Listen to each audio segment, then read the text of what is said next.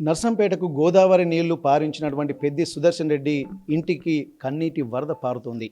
ఇప్పటివరకు ఎంతోమంది అభిమానులు, కార్యకర్తలు వచ్చి ఇప్పటివరకు ఆ ఓదార్పు కూడా జరుగుతున్న నేపథ్యంలో ఆ పెద్ది సుదర్శన్ రెడ్డికి ఎంతోమంది ఘన నివాళులు అర్పిస్తున్నటువంటి ఈ సమయంలో ఇంకా అస్థికలు కూడా గోదావరి నదిలో కలపలేదు, భద్రాచలం మేము వెళ్ళలేదు, అయినప్పటికీ కూడా మా మీద ఇంత కుట్రపూరితమైనటువంటి వాతావరణం ఎందుకు జరుగుతుందని చెప్పి ఒక ఆవేదన పూరితమైనటువంటి వాతావరణంలో నల్లబెల్లి మండల కేంద్రం నలిగిపోతున్నటువంటి పరిస్థితి. మరి కుటుంబ సభ్యుల పరిస్థితి ఇంకా వర్ణనాతీతం. ఎందుకంటే వారు ఉద్యమ నేతగా ప్రస్థానం మొదలైనటువంటి నేపథ్యంలో తను పుట్టినప్పటి నుండి ఇప్పటి వరకు ఎక్కడ సుఖపడింది లేదు, ప్రజల కోసమే తప్ప తనకు తాను ఏమీ చేసుకోలేదని చెప్పి ఇక్కడ నల్లబెల్లి గ్రామస్తులతో పాటు మండలంలో పాటు నర్సంపేట నియోజకవర్గంలో ఉన్నటువంటి 6 మండలాలే కాదు రాష్ట్రం యావత్తు కూడా పెద్ది సుదర్శన్ రెడ్డి యొక్క వ్యక్తిత్వాన్ని, తన అస్తిత్వాన్ని గుర్తించినటువంటి సందర్భాలు అనేక ఉన్నాయి. అట్లాంటి నేతకు చనిపోయిన తర్వాత కూడా ఇంతటి పరిస్థితులు ఎందుకు ఎదురవుతున్నాయన్నటువంటి ఒక ప్రశ్నలు కూడా అందరినీ తొలిచివేస్తున్నటువంటి క్రమంలో అధికారిక లాంఛనాలతోటే అంత్యక్రియలు చేసినటువంటి ప్రభుత్వం మళ్ళీ ఎందుకు ఇంత కక్ష సాధింపులు అన్నటువంటి ఒక విషయాన్ని కూడా మొత్తం రాజకీయాల యొక్క పరిస్థితిని, దాని యొక్క అస్తిత్వాన్ని ఒక ప్రశ్నార్థకంగా మారుస్తున్నటువంటి పరిస్థితి. అంటే సర్వీస్ చేయడమే ఒక తప్ప అన్నటువంటి ప్రశ్నలు ఉదయిస్తున్నటువంటి నేపథ్యంలో నర్సంపేటకు ఎప్పుడూ లేని విధంగా ఒక పేరు ప్రఖ్యాతలు తీసుకొచ్చినటువంటి నర్సంపేట మాజీ ఎమ్మెల్యే దివంగత నేత బీఆర్ఎస్ పెద్ది సుదర్శన్ రెడ్డి గారు దివంగతులైన తర్వాత నర్సంపేట రాజకీయాలే కాదు ఒక్కొక్కసారి రాజకీయాల అస్తిత్వాన్నే ప్రశ్నార్థకంగా మారుస్తున్న తరుణంలో మరి ఎందుకు ఈ రాజకీయాలు అన్నటువంటి ఆలోచనలు ప్రతి ఒక్క సగటు మానవులో కనిపిస్తున్నటువంటి పరిస్థితి. మరి ప్రస్తుతానికి రాష్ట్రమే ఇట్లా ఉంటే పెద్ది సుదర్శన్ రెడ్డి కుటుంబంలో ఎట్లాంటి పరిస్థితులు తెలుసుకునేటువంటి ప్రయత్నం చేద్దాం. ఎందుకంటే ఇప్పటివరకు 15 రోజులుగా ఇంట్లోనే నలిగిపోతూ తన భర్త లేని జీవితం తనకి ఎందుకు అన్నటువంటి ఒక అగమ్య గోచర వాతావరణంలో ఉన్నటువంటి కుటుంబానికి అందరూ అండగా నిలబడుతున్నాను, కానీ కక్ష సాధింపులతోటి ఇక తాము విసిగి వేసారిపోతున్నామన్న ఒక ఆవేదన కూడా పెద్ది కుటుంబంలో వ్యక్తమవుతున్న నేపథ్యంలో ప్రస్తుతానికి దివంగత నేత పెద్ది సుదర్శన్ రెడ్డి సతీమణి పెద్ది స్వప్న గారు మనతో ఉన్నారు. ఒక్కసారి వారితో మనం మాట్లాడదాం. నమస్తే మేడం. ఇప్పటి వరకు పెద్ది సుదర్శన్ రెడ్డి గారు లేని తర్వాత మొదటిసారి మీరు మీడియా ముందుకు వస్తున్నటువంటి పరిస్థితి. ఎందుకంటే ఇప్పటికీ పిల్లల ఉన్నతి, అలాగే నర్సంపేట నియోజకవర్గ ప్రజలు, అలాగే బీఆర్ఎస్ అభిమానులు, కార్యకర్తల కోసం ఎంతోమంది ఆలోచనలు మీరు వారి గురించి కూడా చేసినటువంటి పరిస్థితి. మరి అట్లాంటప్పుడు ఈరోజు పెద్ది సుదర్శన్ రెడ్డి గారి విగ్రహాన్ని తొలగించడాన్ని మీరు ఎట్లా చూస్తున్నారు? మరి దీన్ని ఏ కోణంలో చూడాల్సినటువంటి అవసరం ఉంటుంది? ఒకవేళ పెద్ది విగ్రహం తీయాల్సినటువంటి ఆవశ్యకత ఎందుకు వచ్చింది అనుకుంటున్నారు?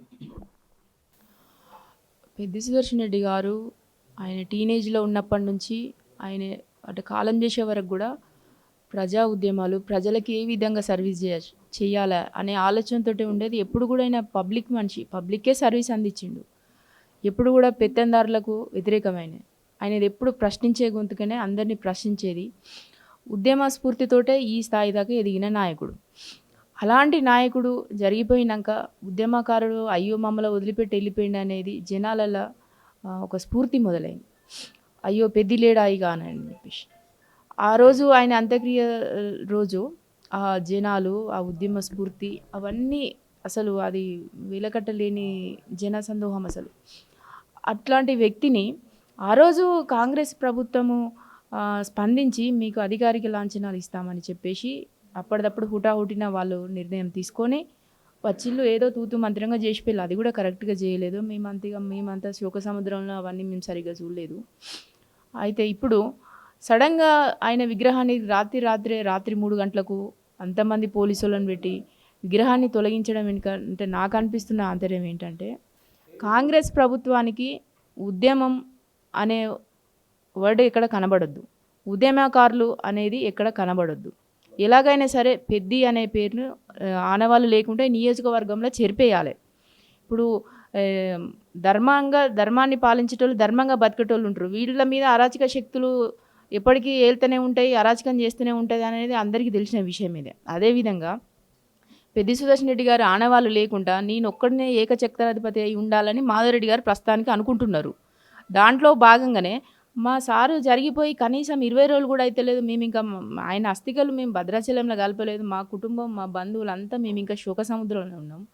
సడన్గా విగ్రహాన్ని తీసేసి మమ్మల్ని ఎంత క్షోభ గురి చేస్తారు. అసలు ఆయన బ్రతుకున్నప్పుడు కూడా కాంగ్రెస్ ప్రభుత్వం చాలా క్షోభ గురి చేసిందండి. ఎందుకంటే ఆయన అణగారిక వర్గాల కోసం పోరాడిన వ్యక్తే.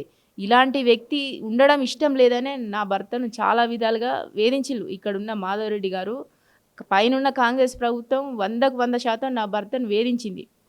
అవన్నీ విషయాలు నా దగ్గర ఉన్నాయి, నాకు కూడా తెలుసు. అయినా కూడా ఇంత శోక సముద్రం ఈ దుఃఖంలో ఇప్పుడు ఇవన్నీ ఎందుకని అనుకొని మేము మా ఇల్లు పట్టుకొని మేమే ఏడుస్తూ ఉన్నాం.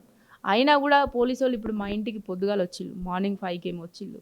వచ్చి మా ఇంట్లోకి కూరగాయలు రానియకుండా, పాలు రానియకుండా మొత్తం మా ఇల్లంతా అష్టదిగ్బంధం చేసి మా బంధువులను భయపెట్టుడు, మా కాన్ఫరెన్స్లో ఉన్న మా కార్యకర్తలను, మా అనుచరులను అయితే రాత్రికి రాత్రే పోలీసు వాళ్ళు తీసుకుపోయి ఎక్కడెక్కడ పోలీస్ స్టేషన్లో పెట్టిలో ఎవరికి తెలియదు.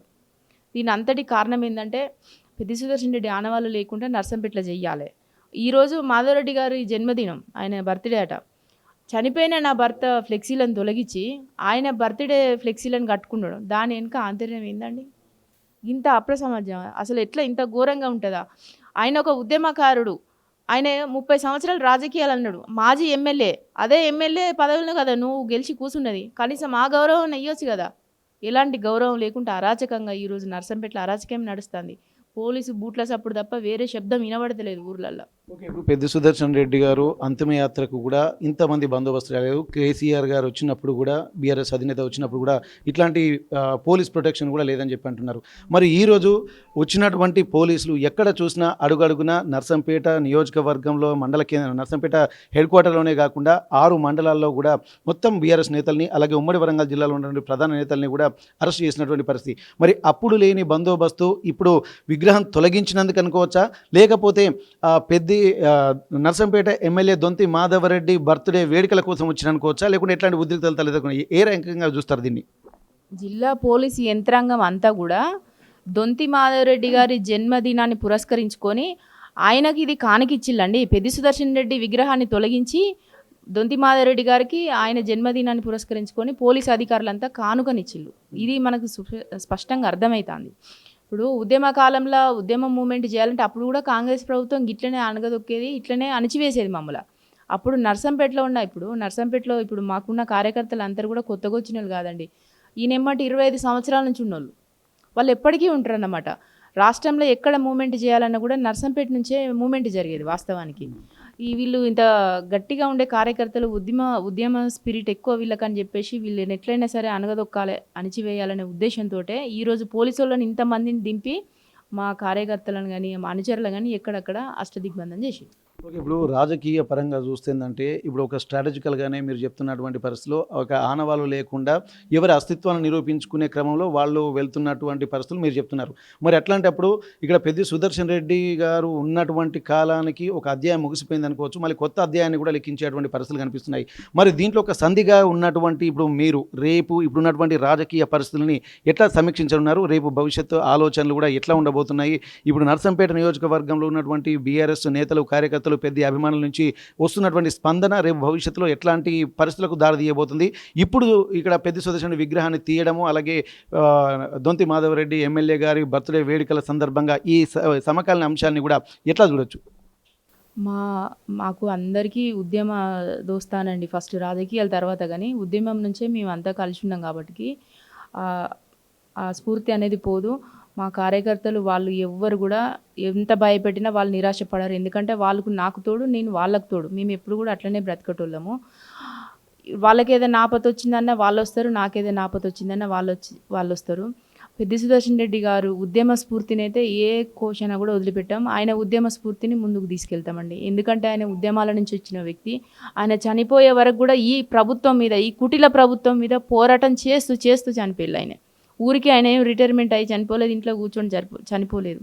అలాంటి వ్యక్తి ఆయన కాబట్టి ఆయన ఉద్యమ స్ఫూర్తిని ఖచ్చితంగా ముందుకు తీసుకెళ్తాం. ఓకే, పెద్ది సుదర్శన్ రెడ్డి గారు చనిపోయిన తర్వాత ఇక్కడ బీఆర్ఎస్ రాష్ట్ర అధినాయకత్వంతో పాటు బీజేపీ నేతలు, మిగిలిన పార్టీలకు అతీతంగా ఎంతోమంది వచ్చి పలకరించారు. మీకు కూడా ఒక సానుభూతి తెలిపారు. ఎందుకంటే ఒక కుటుంబంలో ఉన్నటువంటి వాళ్ళందరూ కూడా ఒక భరోసాగా అయితే కల్పించారు. ఎందుకంటే ఇంత ఉద్యమ నేతకు అంత ఘన నివాళులు అర్పించినటువంటి పరిస్థితి చూసాం.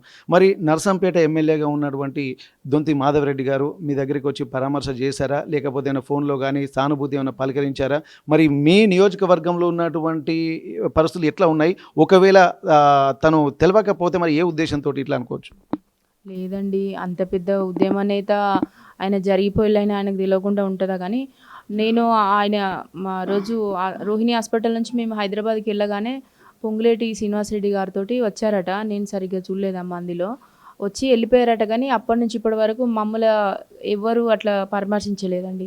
అంటే ఈయన మాధవరెడ్డి గారు రాలేదు, అది ఆయనతోటి కాదు, చేయలేదు, పట్టించుకోలేదు అసలు మమ్మల్ని. ఇప్పుడు పెద్ది సుదర్శన్ రెడ్డి గారి ఆలోచన వల్లనే నరసంపేట ఎమ్మెల్యేగా ఉన్నటువంటి దొంతి మాధవరెడ్డి కూడా రాజకీయాల్లో అరంగేట్రం చేశారని చెప్పి అన్నటువంటి వార్తలు చెప్తున్నారు, చాలామంది చెప్తున్నటువంటి పరిస్థితి. మరి అట్లాంటప్పుడు ఎందుకు రాలేదని అనుకోవచ్చు ఈ కారణం వల్ల మిమ్మల్ని ఎందుకు పరామర్శించారు? ఎందుకంటే ఒక విధంగా గురువులనే భావించాల్సినటువంటి అవసరం అయితే ఇక్కడ సిచ్యువేషన్ చూస్తే కనిపిస్తుంది. మరి అట్లాంటప్పుడు ఇప్పటివరకు కూడా ఒక పరామర్శించగానే ఫోన్లో కానీ ఎందుకు జరగలేదని అనుకుంటున్నారు? ఏ కారణం చేత? అది ఆయన విజ్ఞతకే వదిలేయాలండి. ఎందుకంటే ఈయన ఒక మాజీ ఎమ్మెల్యే, దానికి తోడు ఉద్యమకారుడు, 30 సంవత్సరాల పాటు ఈ ప్రాంతానికి సర్వీస్ చేసిండు. ఈరోజు ఆయన అనుభవించే భోగభాగ్యాలన్నీ కూడా మా బీఆర్ఎస్ ప్రభుత్వంలో కేసీఆర్ గారు ఇచ్చిన వర్కులేనండి. ఎవరు అడిగినా చెప్తారు. కేసీఆర్ గారు ఇచ్చిన వర్కులతోటే ఆయన ఇప్పుడు ఆయనతో బ్రతుకుతాడు. కనీసం ఆ విశ్వాసమైనా ఉండాలి. ఏది లేకుండా ఆయన ఇంత పెద్ద లీడర్ జరిగిపోతే కూడా కనీసం నేను కూడా ఈ ప్రాంతం బిడ్డనేనండి, మాది నెక్కొండ, మా సొంతూరు, నేను కూడా ఇక్కడ పుట్టి పెరిగిందనే కనీసం ఆడమనిషి ఏడుస్తాను పోయి పరామర్శిద్దామనే విజ్ఞత కూడా లేదు. అంటే చూడండి ఆయన ఎంత రాక్షస ధోరణి. అంతే ఇక రాక్షస ధోరణి కాబట్టి ఇట్లాంటివన్నీ ఆయన పట్టించుకోకపోవచ్చు. ఓకే, ఇక్కడ మనం గమనించాల్సింది ఏంటంటే ఇప్పుడు జరుగుతున్నటువంటి పరిణామాలు, ఎందుకంటే పెద్ది సుదర్శన్ రెడ్డి విగ్రహాన్ని తొలగించిన తర్వాత ఎంతో ఇబ్బందికర వాతావరణంగా కూడా ఇక్కడ ఉన్నటువంటి బీఆర్ఎస్ నేతలు, కార్యకర్తలు ఎంతోమంది ఆ తీవ్ర ఒక మనోవేదనకు గురవుతున్నటువంటి పరిస్థితి. మరి ఇంత సర్వీస్ చేసినటువంటి నేతకు దక్కేటువంటి గౌరవం ఇదేనా అన్నటువంటి పరిస్థితులు కనిపిస్తున్నాయి. ఎందుకంటే తమ నియోజకవర్గంలో ఎవరు చనిపోయినా, ఎవరు ఇబ్బందిలో ఉన్నా కానీ వెళ్ళి పరామర్శించాల్సినటువంటి అవసరం అయితే ప్రతి ఒక్క ఎమ్మెల్యే కనిపిస్తుంది, దీని పార్టీలకు అతీతంగా. కానీ ఒక నర్సంపేట నియోజకవర్గానికి 30 ఏళ్లుగా సేవలు అందించి ఇటు ప్రతిపక్షంలో ఉన్నా, అధికారంలో ఉన్నా, ఎక్కడ ఉన్నా ప్రతి సమస్య కూడా తనదిగా భావించినటువంటి ఎమ్మెల్యేగా గతంలో పనిచేశారు. తర్వాత ప్రతిపక్ష హోదాలో ఉంటున్నటువంటి పెద్ది సుదర్శన్ రెడ్డి గారిని కూడా పరామర్శించాల్సినటువంటి అవసరం ఉంటుంది. వారి కుటుంబాన్ని కూడా ఒక సంతాపం తెలవాల్సినటువంటి అవసరం ఉంది అని చెప్పి అంటున్నారు. కానీ ఇప్పటి వరకు కూడా అట్లాంటి పరిస్థితులు లేకపోవడాన్ని కూడా తీవ్ర పరిణామంగానే చూడాల్సినటువంటి అవసరం అయితే కనిపిస్తుంది. ముఖ్యంగా ఇక్కడ గమనించాల్సింది ఏంటంటే ఈరోజు దొంతి మాధవరెడ్డి బర్త్డే వేడుకలు జరుపుకుంటున్నారు కాబట్టి వచ్చేటువంటి ప్రజలు, ఎందుకంటే నర్సంపేటలో పూర్తిగా అంటే పెద్ది సుదర్శన్ రెడ్డి భౌతిక కాయాన్ని తీసుకొస్తున్నటువంటి తరుణంలో అంతిమయాత్రలో లక్షలాది మంది జనం వచ్చినటువంటి సమయంలో లేని పోలీసులు ఇప్పుడు ఎందుకు ఇంత హడావుడి చేస్తున్నారన్న ఒక విమర్శలు కూడా ఎదుర్కొంటున్నటువంటి పరిస్థితి. మరి ఇట్లాంటి నేపథ్యంలో ఇది ఎటువైపు సంకేతాలు వెళ్తున్నాయి అన్నటువంటి ఆలోచనలు కూడా చేయాల్సినటువంటి అవసరం ఉంటుంది. కానీ ఇప్పుడు పెద్ది సుదర్శన్ రెడ్డి విగ్రహాన్ని ఎక్కడి నుంచి తొలగించారో మరి దానికి సంబంధించినటువంటి ఒక గౌరవంగా పెడితే బాగుంటుందంటారు. ఒక్కసారి మరొక విషయం మనం మాట్లాడేటువంటి ప్రయత్నం చేద్దాం. ఇప్పుడు విగ్రహాన్ని తొలగించారు మేడం, ఇప్పటి వరకు తొలగించిన తర్వాత వారు కూడా పోలీసులు కూడా ఇక్కడ మున్సిపల్ సిబ్బంది కూడా 3 ఆప్షన్లు ఇచ్చినట్టుగా తెలుస్తుంది. మీరు ఎక్కడైనా పెట్టుకోండి కానీ ఈ ప్రాంతంలో పెట్టొద్దని చెప్పి అంటున్నారు. మరి అక్కడ హాస్పిటల్లో పెడితే వచ్చినటువంటి నష్టం ఏంటి? ఒకవేళ వారు అక్కడ కాదన్న తర్వాత మరి ఒకవేళ ఎక్కడ పెట్టడానికి ఏమైనా ఆలోచన చేస్తున్నారా? ఇక్కడ ప్రభుత్వమే చేస్తే బాగుంటుంది అనుకుంటారా, లేకపోతే మీ బీఆర్ఎస్ పార్టీ తరఫు నుంచి నాయకులు, కార్యకర్తల ఆలోచనతో సమాలోచన చేసి మళ్ళీ పెద్ద విగ్రహం పెడతారా? ఒకవేళ పెడితే ఎక్కడ పెడతారు? అది కాలేజీ ప్రాంగణం కాదండి, మెడికల్ కాలేజీ ప్రాంగణం కాదు. నర్సంపేటలో 75% ల్యాండ్ అంతా అసెంట్ ల్యాండే ఉంటుందండి. ఎందుకంటే పాత సిటీ ఉంటుంది, సిటీని పెంచుకోవాలి, ఎక్స్టెండ్ చేయాలంటే కూడా అసెంట్ ల్యాండ్స్ కొని వెంచర్లు చేసుకున్నారు.